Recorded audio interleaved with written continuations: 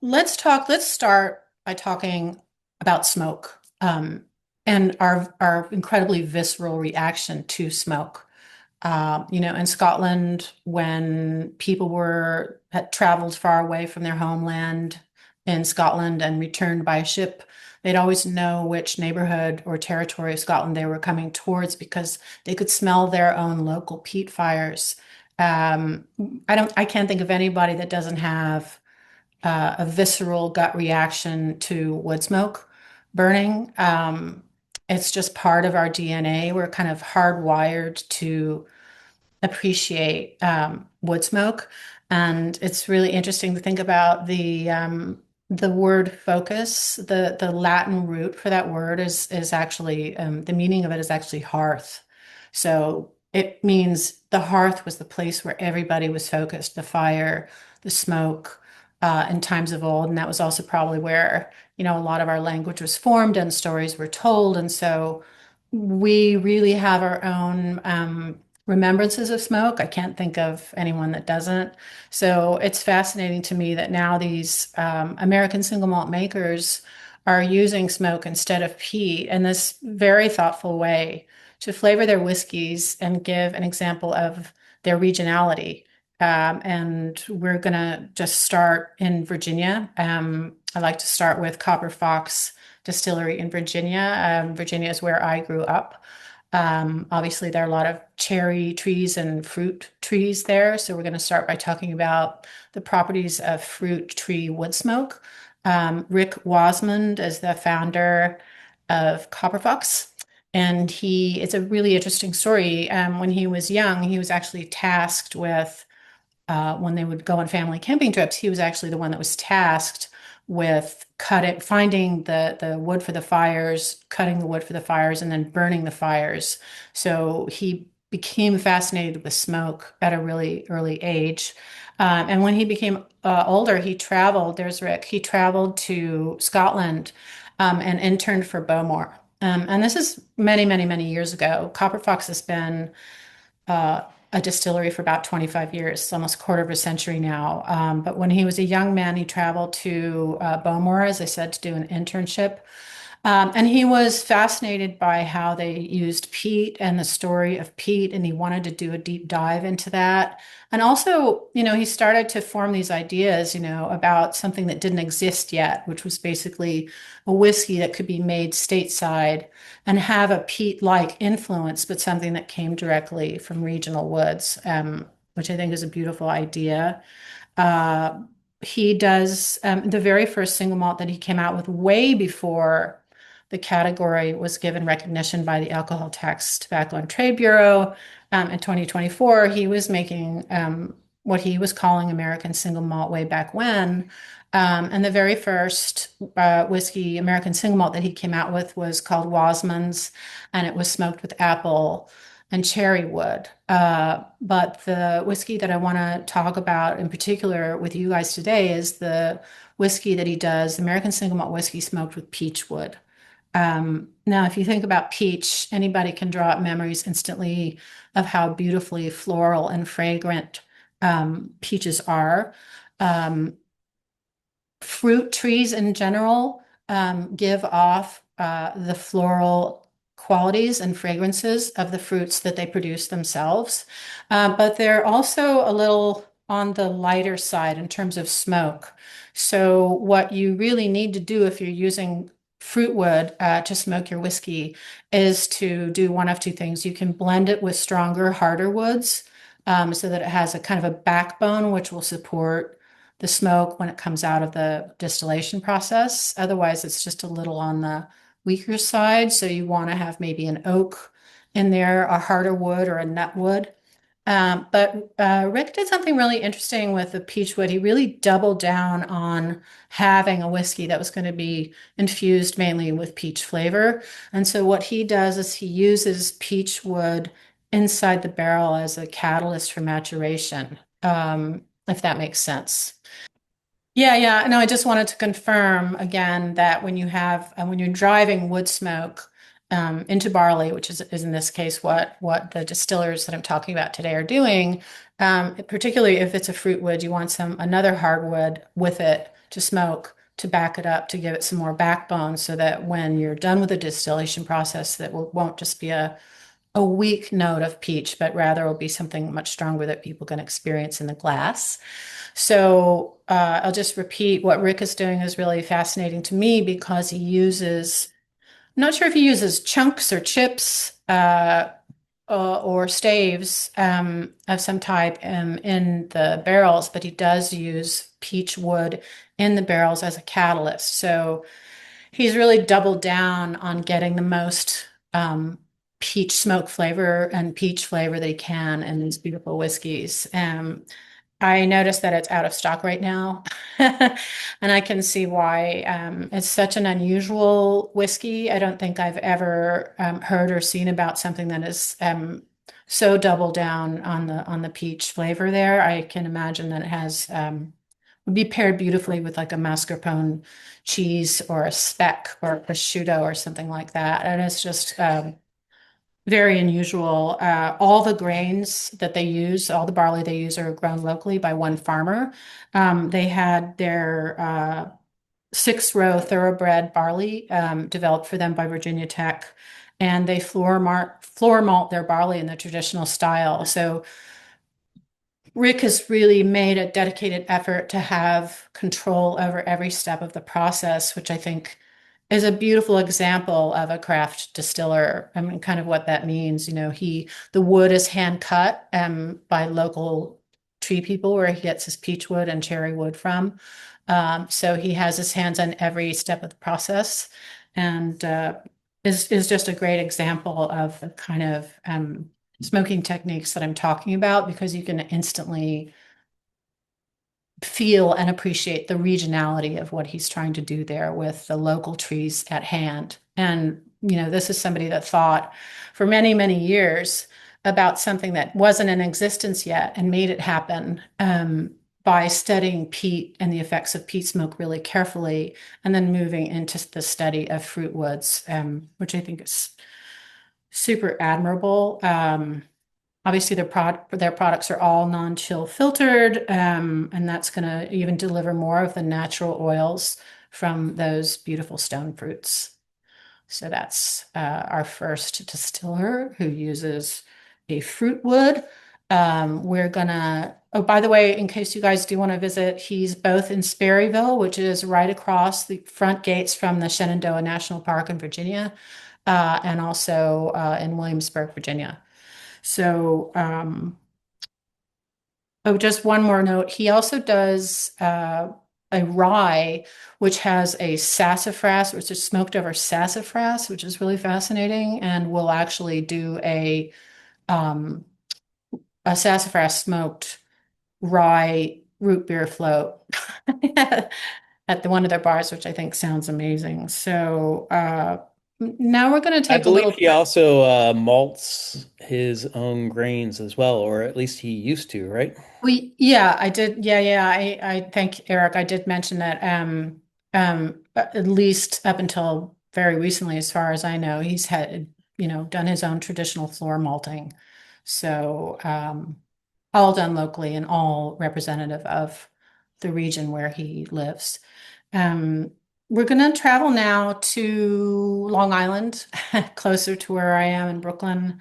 And then we're going to swing back around to Long Island at the end of the presentation. So, right now, I'm going to talk about a very small distillery in Bating Hollow, Long Island. It's called Long Island Distillery, Long Island Distilling Company.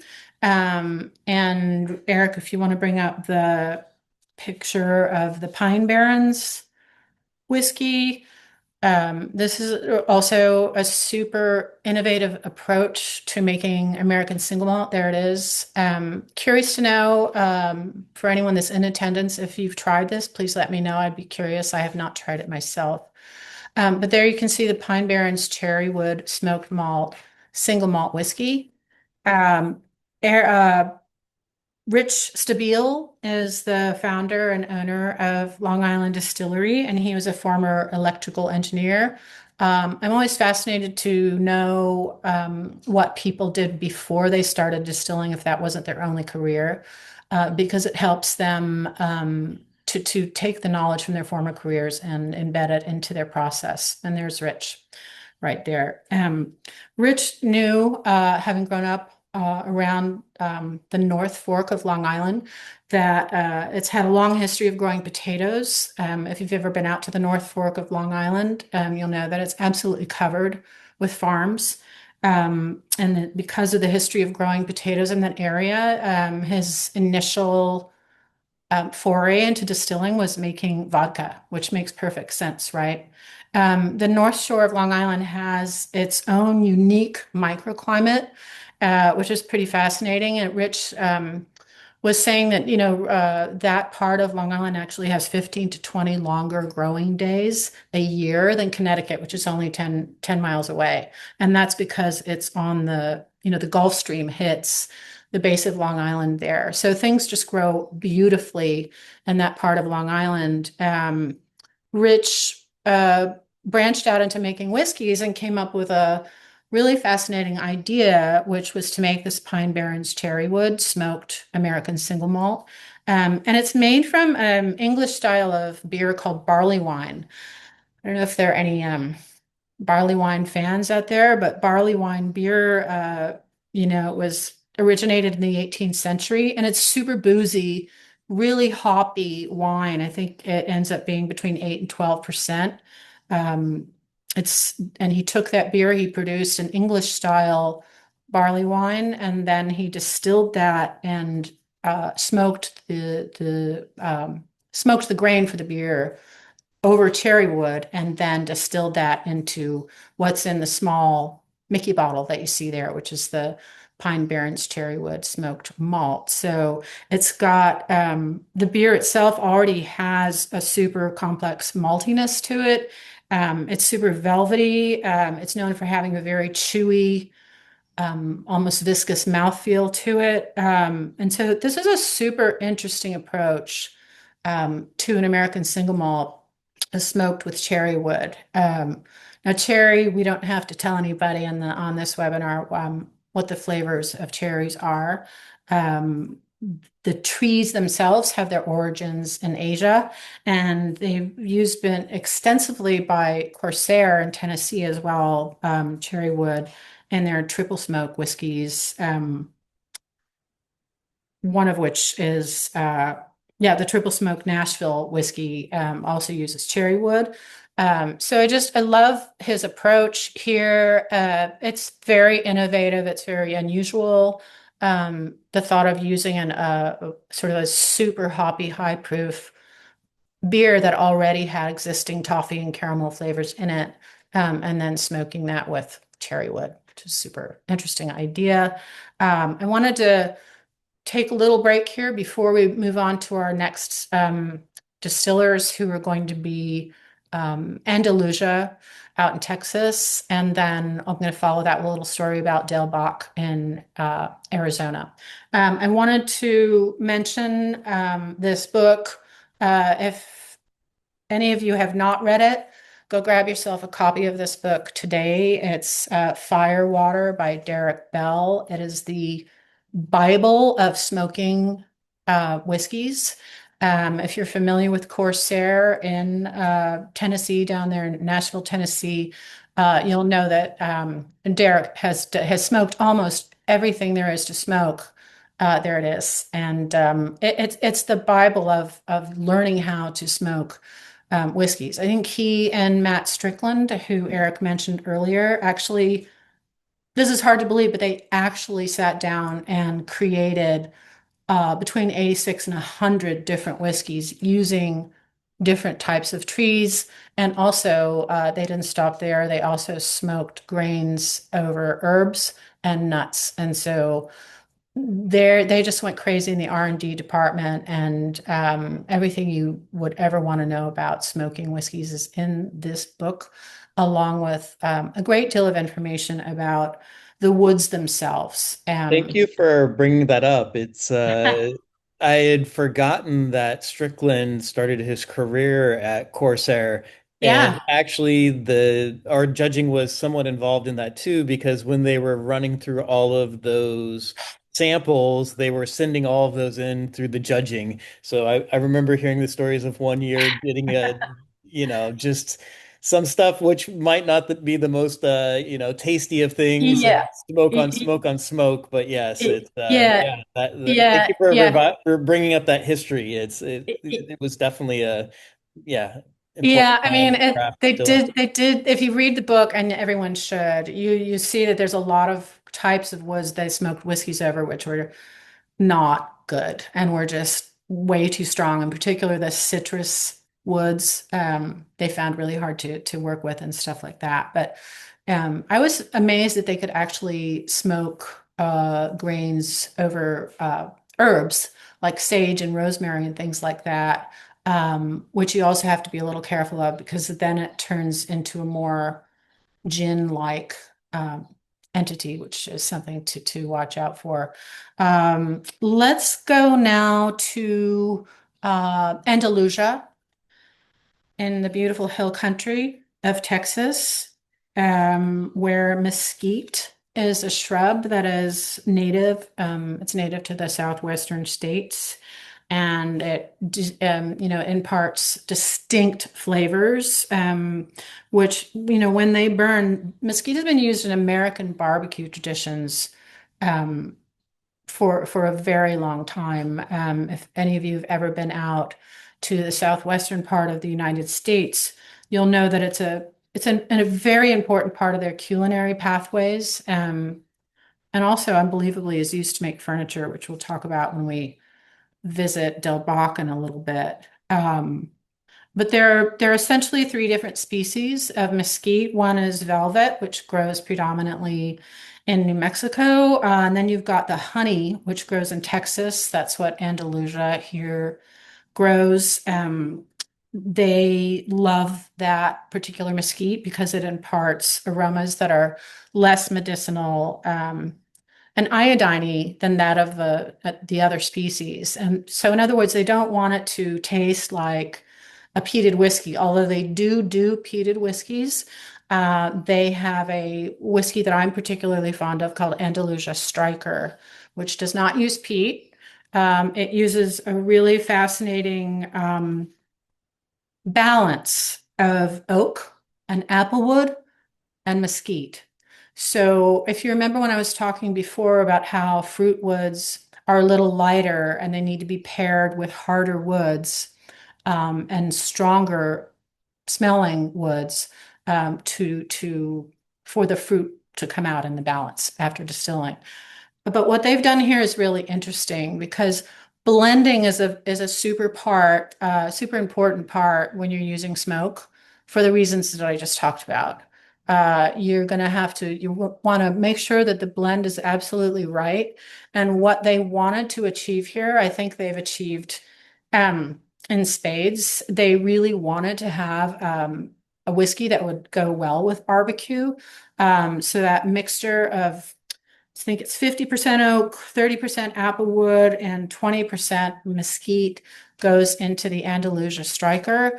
And they were looking for that a whiskey that had that earthy, sort of pungent aroma, and it has a combination of maltiness and mesquite smoke. And this whiskey is really unique, and you can really almost taste those burnt rib ends and the smoke that goes into the barbecue. So it's a beautiful example of a whiskey that kind of speaks to where it came from.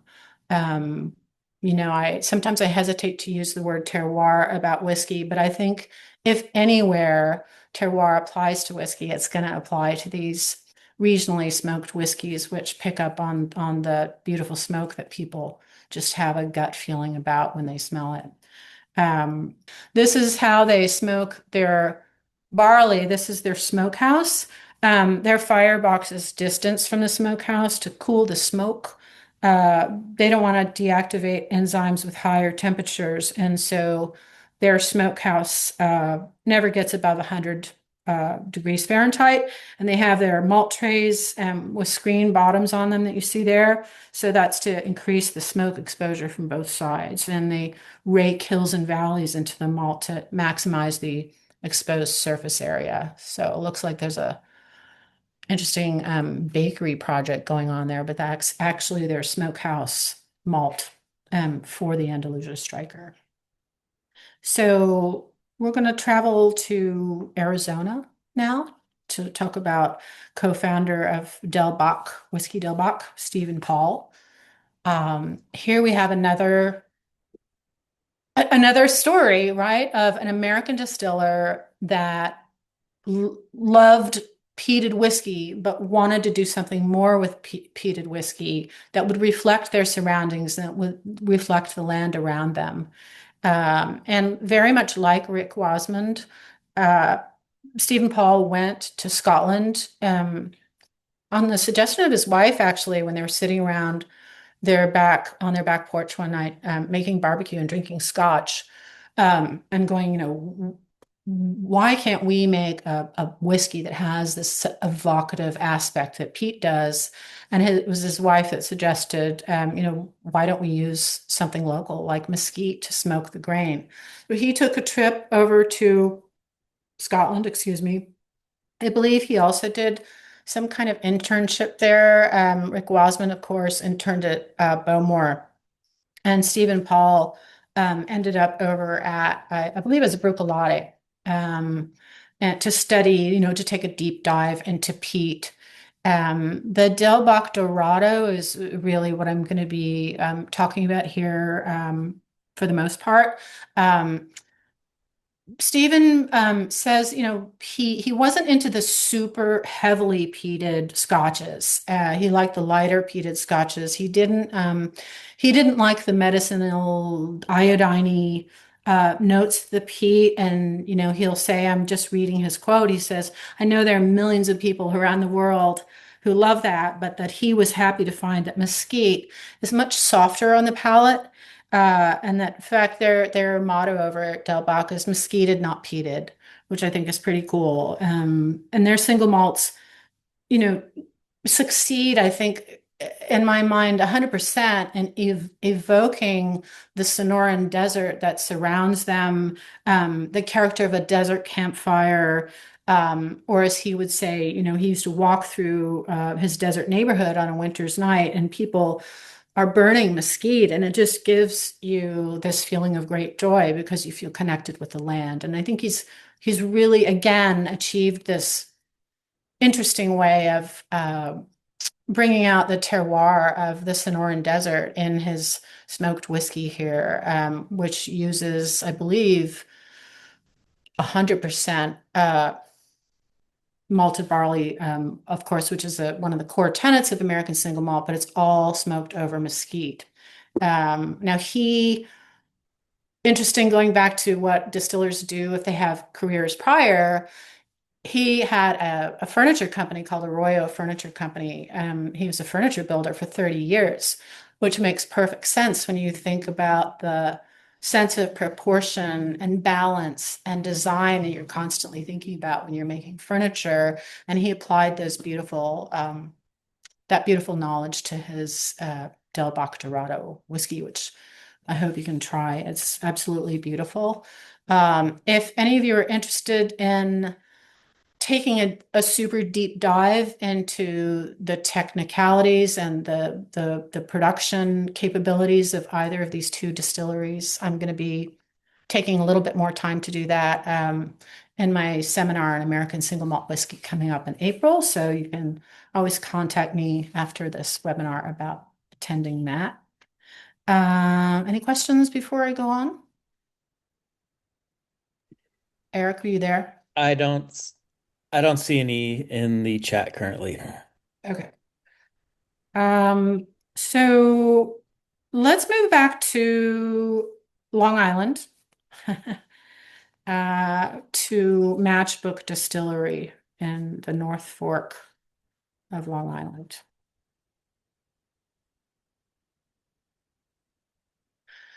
So guys, this is going to be fun for us. So whoever's listening, Matchbook Distillery in Greenport on the North Fork of Long Island is run and founded by Leslie Marinoff.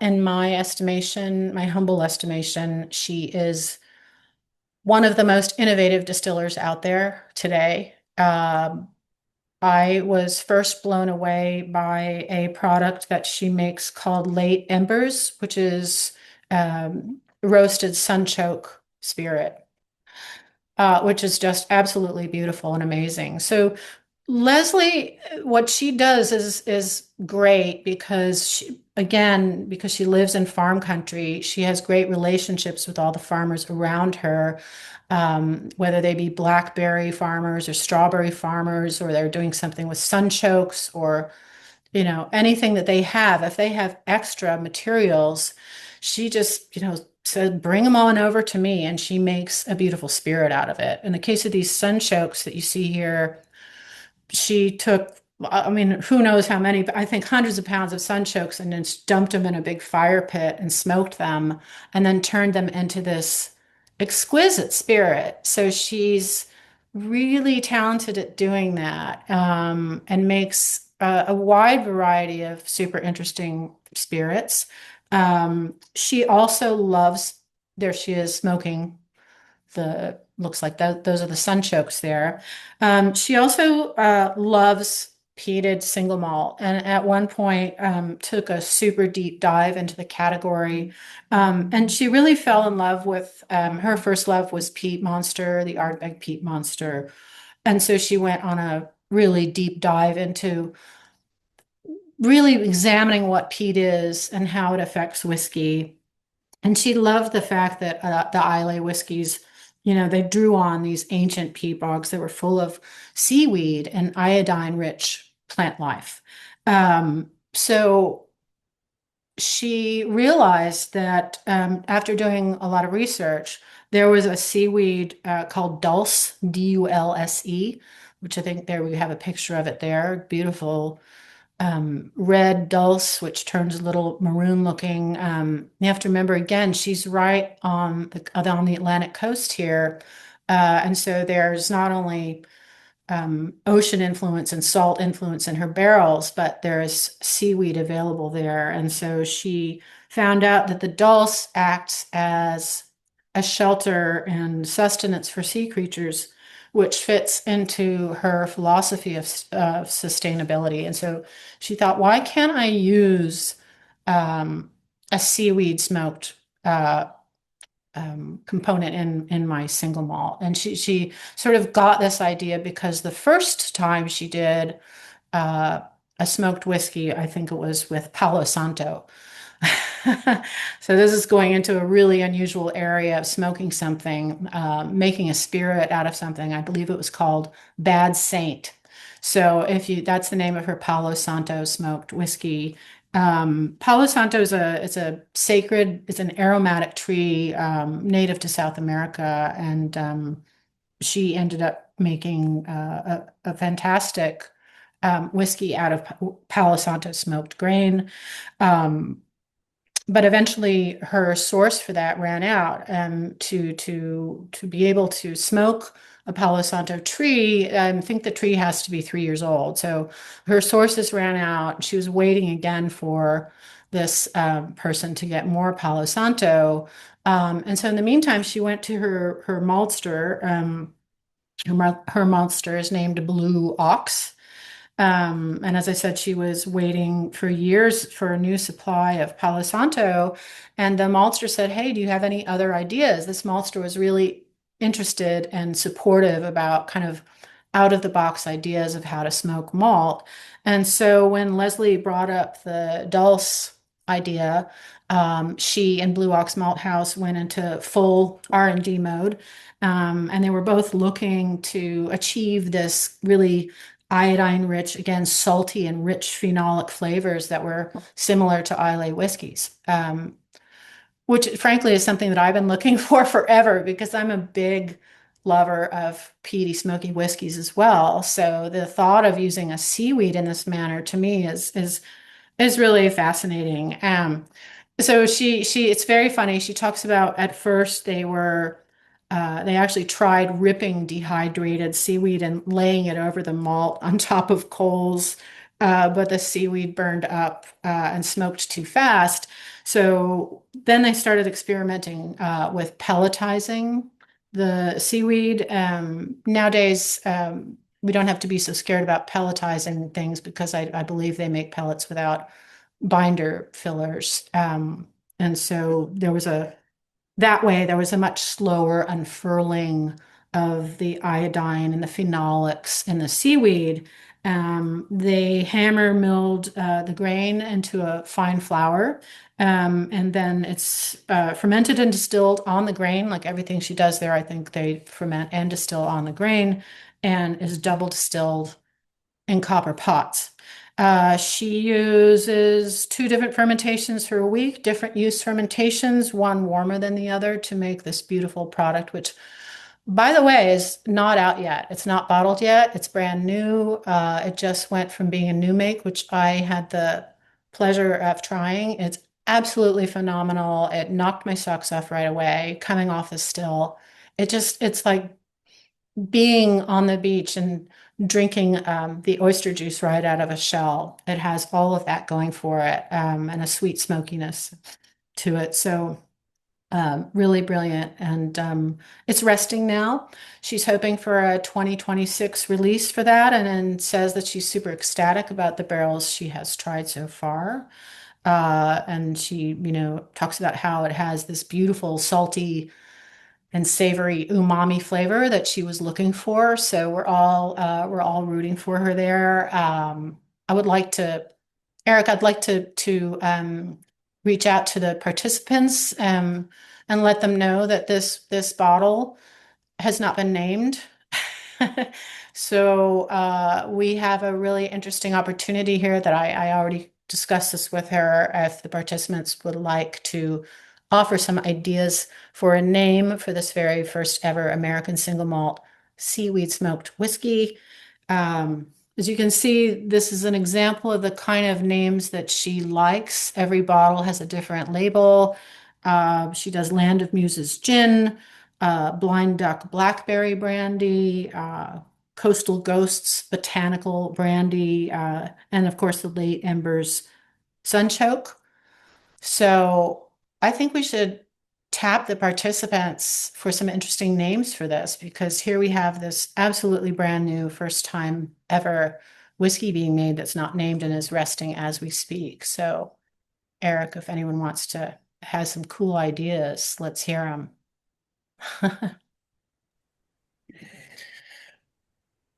I'm trying to think of something, but nothing's coming to my mind right now. I have one. Uh, mine Yes. is mine is Irma La Dulce. So Irma La Dulce. So if you're listening, Leslie, I hope you're putting that in your hopper, so to speak. I don't know if anyone's seen the movie Irma La Douce with Shirley MacLaine and Jack Lemmon, but she plays a Parisian prostitute. Her name is Irma La Douce, but I thought Irma La Dulce would be a beautiful name for a seaweed single malt. Yeah. Uh, So that's four different super innovative, really imaginative, out of the box examples of American craft distillers using smoke instead of peat, and using that good American innovation to come up with interesting ways of expressing their distillery character and their provenance and their terroir, if you want to call it that.